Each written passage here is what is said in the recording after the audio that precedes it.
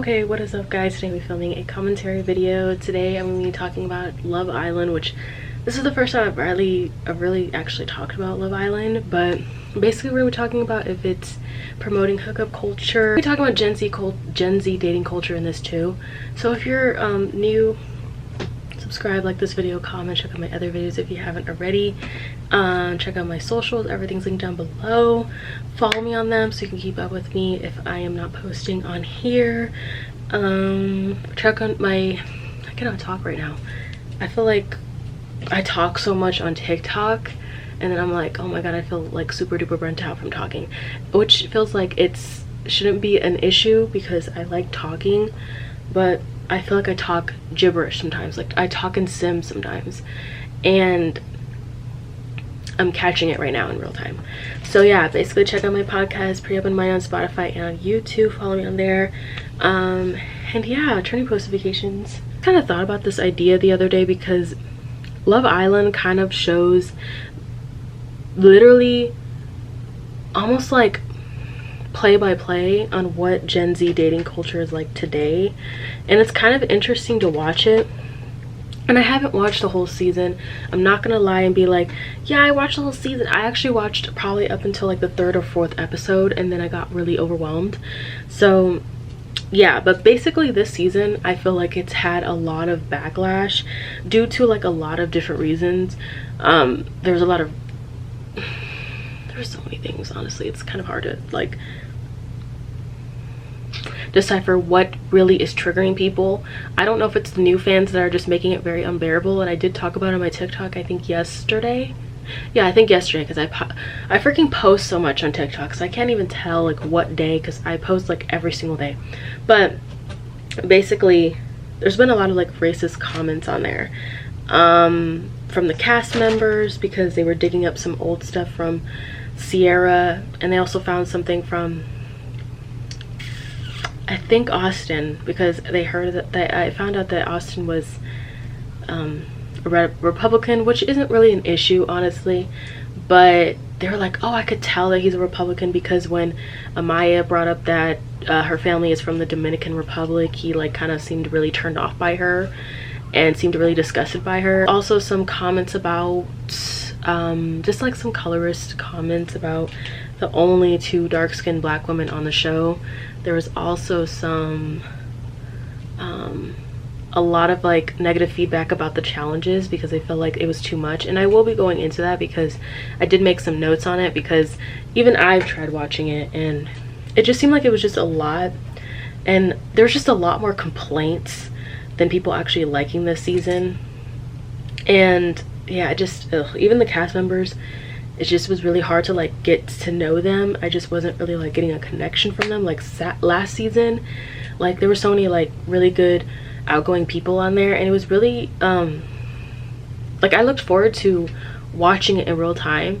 For this season I was like really looking forward to it, but then I was like, this is really unbearable. Like I really tried, I kept trying, but I was getting bored, and then I was also getting disgusted, and I was like getting uncomfortable. Basically, like if you don't know what Love Island is, it's basically like a competitive dating show, and you get to win like a bunch of money if you are like the last standing show, and you do all these challenges that are very sexually suggestive, and it's just very, it's kind of like soft corn when you think about it, because it's just very like, this whole season was giving soft corn.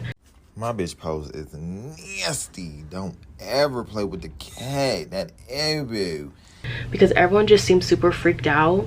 And I know that like people are just super excited because it's like a different experience in the tropics, new people, and there's new people coming in like every week, you know, just spice things up, because like once people get comfortable with their couples, their partners, then there's new bombshells coming, and then it like kind of shakes things up. We're mostly talking about like Taylor and Huda this season, up to see how compatible they are. And obviously the dudes on the show have wandering eyes because they're not really exclusive with these people in real life, so it's just kind of for the like the love of the show, love of the game, because in all actuality I heard on the interwebs that people were taking so long to actually like couple up with people and find connections, because towards the end of the season they were like, yeah, I'm just gonna explore my options and explore new connections. And I'm like, okay, we're nearing the end of the show and people are supposed to be coupled up in actuality, but there's not real like couples, you know what I mean? The people that were discussed about the challenges, they were mentioning kissing challenges. There was like people that were commenting about how excessive the kissing challenges are, but that's kind of just how it is like all the seasons, because last season I think it was just like that too. And I don't remember people complaining about it last year, but I don't think people were super freaked out last season, so that's probably why. I was like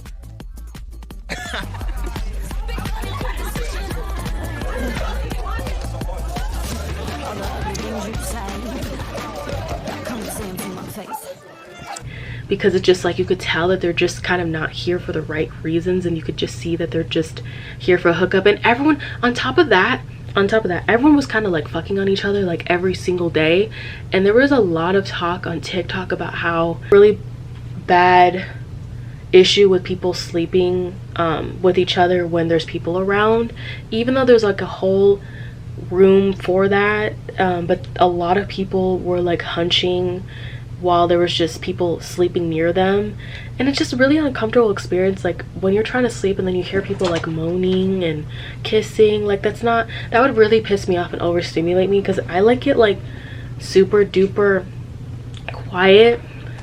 And I don't want to hear people hunching if there's a specific room for that, you know? Like, why didn't they go? Because it was Huda, Jeremiah, and it was also Hannah and Charlie or Pepe. Like, she was sleeping with one of those dudes at that point. And like, it was a lot, I'm not gonna lie. So another challenge that people were also citing, and they were like, it was like basically like a milk challenge, which I don't understand why they even posted this or even agreed to do this, because they're in the tropics, in the very humid area. I don't know why they thought, oh yeah, let's do a milk challenge. It's not like a spoiled milk challenge, but it's like a milk challenge, just a regular milk challenge. But it's just kind of gross when you think about it, like milk, people sweating. And what they were doing was just really gross, because they basically were like, there was someone milking the fake cow and they were drinking the milk. Well, actually they're trying to hold the milk, as much milk as they could, then they spit it into someone else's mouth and they put it in a bucket and then they pour it on someone.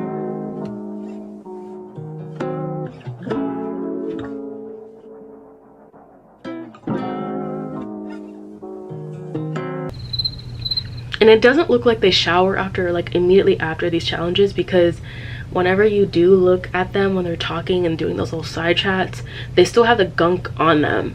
And it's just really, it's really gross, I'm not gonna lie.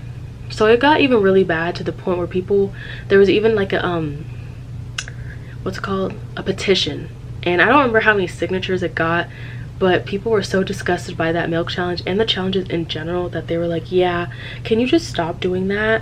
Because they started doing like this thing on the show where they kind of twisted it and basically let America vote off people this season. So they probably were thinking that they were going to be like, oh yeah, they're listening. I don't really know if they did, because Love Island is just a freaked out show, and it kind of does depict what it's like dating today, because a lot of people don't want to get attached because they don't want to get hurt. And just seeing how these people interact all the time on the show, like I was really trying to freaking engage, but every topic, like every time they talked with each other, it was always super surface level. It was with a lot of people. It wasn't just Amaya and Austin, but I do remember Amaya and Austin having just very surface level conversations. And when she first came in, like I remember people looking like super duper kind of like intimidated, because she's super bubbly and outgoing, and they probably need that because everyone else is just kind of like super duper reserved, and they're probably not used to someone being super outgoing. But you kind of need that on a show, because it gets kind of boring when people are just kind of like closed off and just don't want to like open up and show their real personality, because they're just like worried about what people on the outside will think of them. It just seems like a lot of pressure that I don't think I could do. And it just seems exhausting, honestly, personally. But every time I heard someone talking, it was like, yeah, me and so had a really good talk. And then you hear it and it's just, oh yeah, I like apples and bananas. And then you're like, that was a good chat? What? And then they'll be making out in like 2 seconds. And I'm just like, how is this? It feels like middle school or high school even when I listen to these chats, because it's just, it doesn't go anywhere, you know? And you can't, and I don't know if it's because you can't really talk about a lot of like real ish, because I heard that you can't talk about like politics on Love Island and some other like topics, or like religion and stuff like that. But because I actually heard that they were editing out like Clark's praying session and some other people's praying, like some people would pray before bed, and they actually edited that part out. So they probably don't want people to get riled up and like, oh my god, like, oh, he's this, he's that. And you know, like in society, talking about religion and politics are like the biggest no-nos, so they probably just don't want it to be a politically based show or a religion based show because of other people's beliefs. That's what I'm getting, because everyone gets really riled up and emotional over those type of things. Maybe they're surface level because of that, or they're just really surface level people, you know? And they actually brought up, they as in people on TikTok, they were bringing up how Serena brought up to Cordell, and he's like, if you guys remember her asking him what type of podcast does he listen to, and he was sounding super duper clueless, and he's like, what kind of podcast do you listen to, or what kind of podcast can I get into? Because I guess he didn't really like get into it, if I can remember correctly.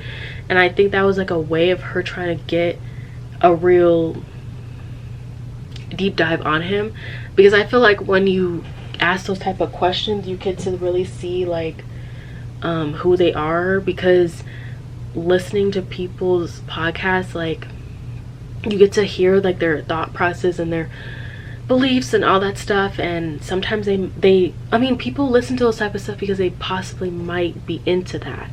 So if he's into Andrew Tate or something like that, he possibly has those type of beliefs and thought process, and I could see why she would ask that. I do feel like when it comes to Love Island, people focus more on physical features versus like personality, it feels like. Because I mean, obviously when they do cast people on Love Island, they try to find the most attractive people that fit society's beauty standards. The guys look very basic to me, but the girls, like this season, the girls were, a lot of them were had fillers and had actual shit done. I know that Leah had some work done, but it wasn't like unbearably noticeable, because I feel like it was just some filler and like a nose job. But with like Huda and what is her name, Savannah, it was very noticeable. So they're just like, people were kind of confused on like why they're trying to look for hot people, but like why is bringing a normal person an issue. So there was a lot of arguments about this season, because they feel like normal people should be able to be on the show instead of just like people that are unrealistic looking and have a bunch of like fillers and shit. But I don't know, like I really don't know, honestly. That's not really like what TV is about. They try to like make it seem like you can't achieve those things, but girl, I saw a billboard with filler, like I think it was like $600 or $400 for like 6 milliliters of filler. Like people can achieve it if they really want it. I'm seeing people of my age getting like lip fillers, and it's very accessible for people. So I don't know what they're trying to achieve, because like every time I scroll, I see someone like, oh, I'm on my way to get my first set of lip fillers or a lip flip or whatever. And it's just a lot, because they're doing all these things to themselves, and it's kind of like aging them, you know, especially with Savannah. Like I feel like with the camera angles and all that stuff, they made her look very old when she's like 3-4 years younger than me. And when I heard that she was 3 to 4 years younger than me, I was like, there is no way, because she looked like 50. But then when you see her on TikTok, she looked a lot different and a lot more like young. I'm just like, what are they doing, you know? So it opened her up to a lot of like criticism and a lot of bullying because of that. I don't recall if Huda got any criticism for her getting work done, but I know that she got like a BBL. And when you look at her family and you look at her, you could tell clear as day that she got some work done, because her sisters look very different from Huda. And when you look at Huda's old pictures, she looks very Arab but now she just looks very, like, she still looks Arab, but she just looks very whitewashed too. So, you know, I don't know. But also social media does that to you. They make you feel like what you look like there's things wrong with you. And like, there's also people online that will do that for you. They'll be like, there's something wrong with that, there's something wrong with that, you look weird, this and third. And like, people will literally do everything in their power to tear you apart. And I'm saying that from my own experience from just the last few months of me posting a lot on TikTok. People will do anything just to try to get you down.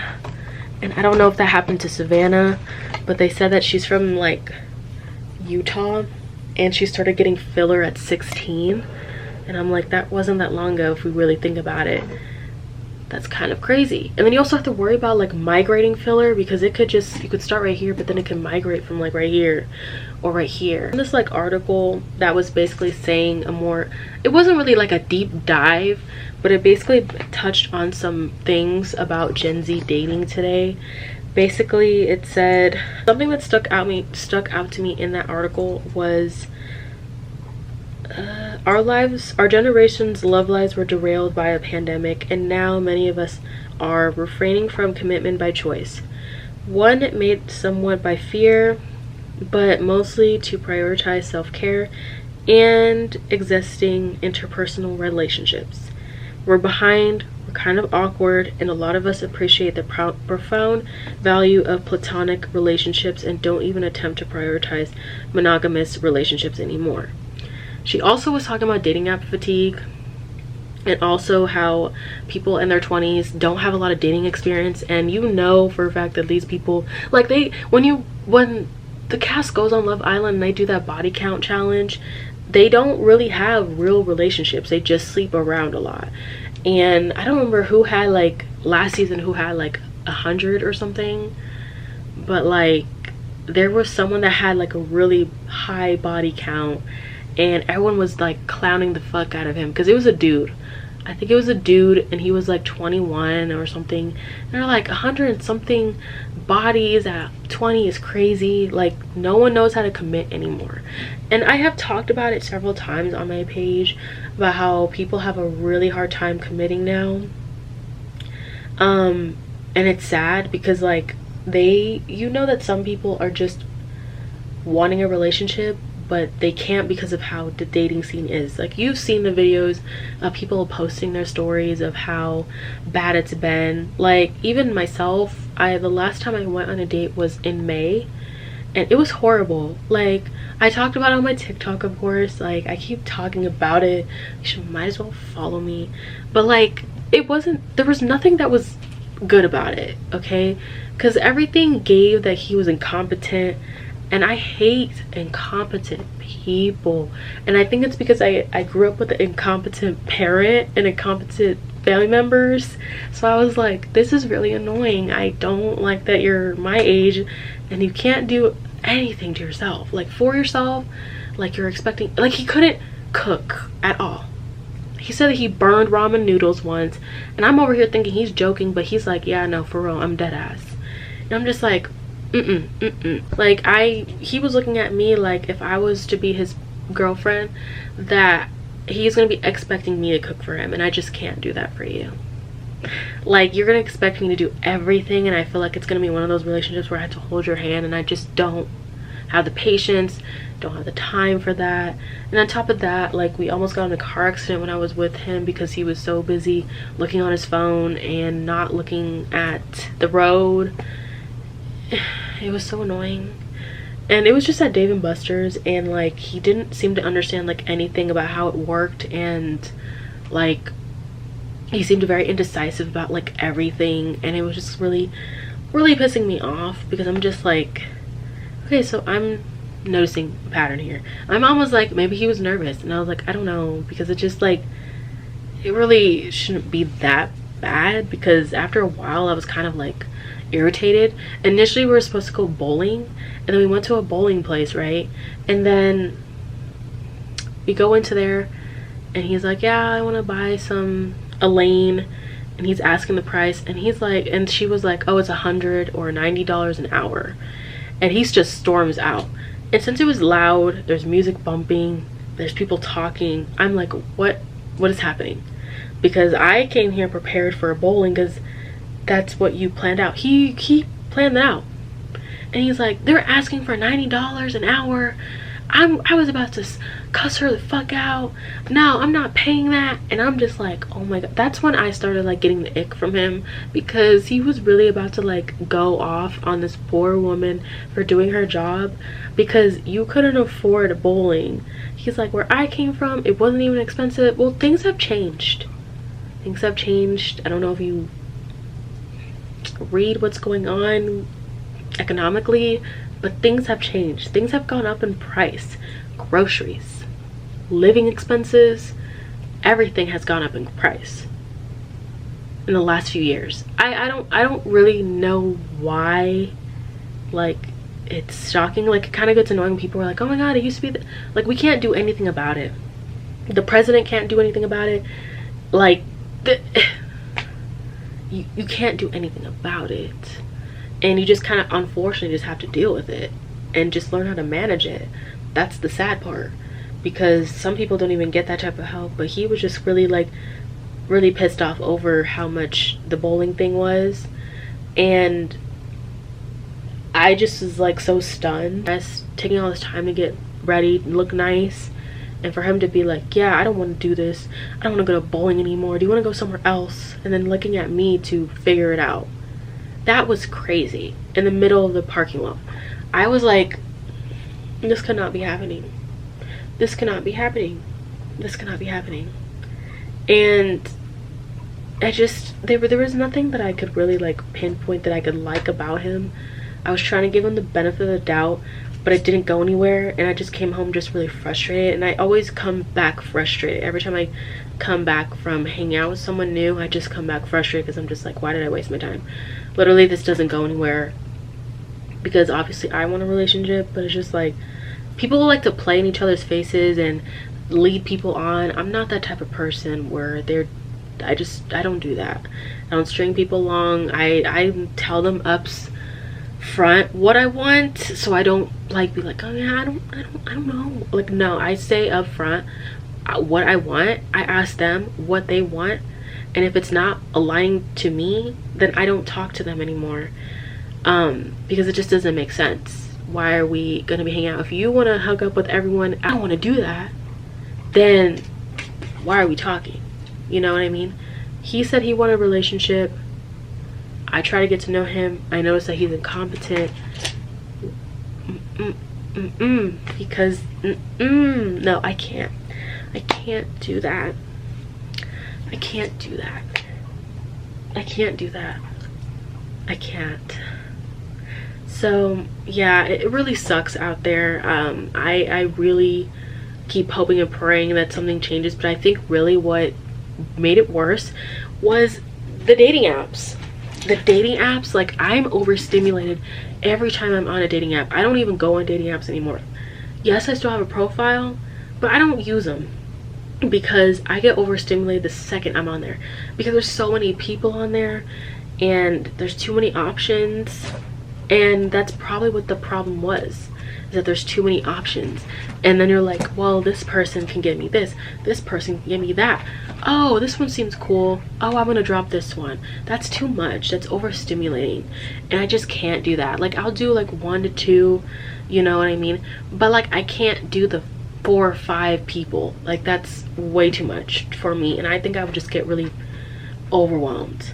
And I have these long gaps of me not dating, going on dates with anyone. And so every time someone asks me out, I'm always like forgetting how to socialize, because I'm just like, I literally just stay to myself. I talk to some people at school. I don't really talk to people on a romantic level like that anymore. Like, I'm not the type of person that would give up anything. Like, I'm really weird about intimacy and who I give it to. I can't see myself giving my body to someone that I don't see full term. I mean, long term, you know what I mean? I just can't do that. And plus, I don't like hookup culture. I've tried it. I don't like it. It's just not for me. And at least I could say that I tried it, instead of being like, yeah, I hate it. No, like, I tried it and I don't like it. And that's all there really is to it. I don't even know what you can really gain from it, because I know people that do it and I hear the stories, and I'm just like, I mean, if you're happy, I'm happy for you, but I don't really know what you gain from it, because, like, do you not catch feelings for that person? Because especially like for me, like, I probably would have feelings, but, and also, like, how do you shut that off? I don't know how to shut that off, because it's just, I feel like it's just weirdly in my nature or something. But also, like, it just sounds exhausting, you know? Like, and also, and like, whenever I hear about hookups, they always sound bad. They don't sound good. They're just always like, he's bad in bed, or she's bad. Like, I don't really hear about a lot of women being bad in bed, but I always hear about men being bad in bed. And that is a big issue. Like, and you could see why people don't come back for seconds. It's very apparent, babes. I think I'm gonna end it here. I think I've said everything. I don't want to sound like repetitive from my other video, because that was kind of what I was worried about. But I hope you guys enjoyed this video. Make sure you like, comment, and subscribe. I feel like the lighting changed. Now it seems very gray in this room or something, because I think it's cloudy or the sun is going down. But anyways, let me know what type of videos you want to see, some commentary videos you want to see, because I really don't know what to post anymore, and it's kind of making me sad, because I had this momentum going, and then I'm like, oh my god, I don't know what to do. I'm trying to look for stuff to talk about on TikTok, but it's just really freaking hard, that I'm like, what is worth making like a 20-minute video about?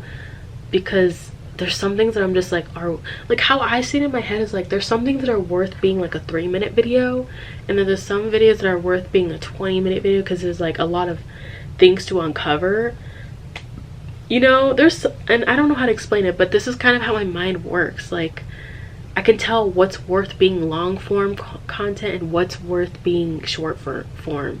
And all the short form stuff on my TikTok right now is because I felt like it wasn't like worth digging into for a YouTube video, so I just made a made a TikTok video about it. Kind of hard to explain it. I think you just have to be like a content creator for a really long time to understand what I'm talking about, because that's how I feel about, like, I think that's how I felt about when I did vlogs. Because I would make short form content and then long form content. I do have a vlogging channel, but I do post a lot of like shorts on that channel. But yeah, but I'm gonna see you guys next week for another one. Bye guys.